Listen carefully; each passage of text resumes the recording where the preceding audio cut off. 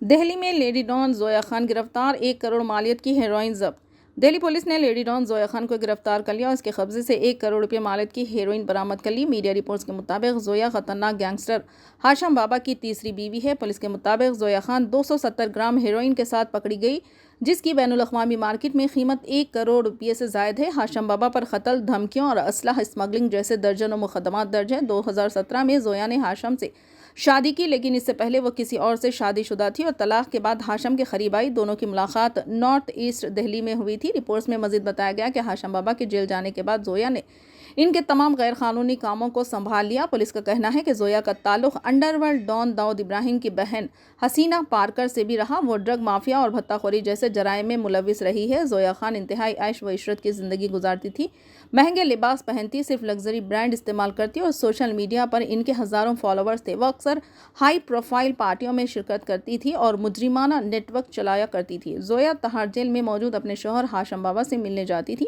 تحقیقات کے مطابق وہ ایک خفیہ کوڈ لینگویج کے ذریعے ہاشم بابا سے احکامات لیتی تھی۔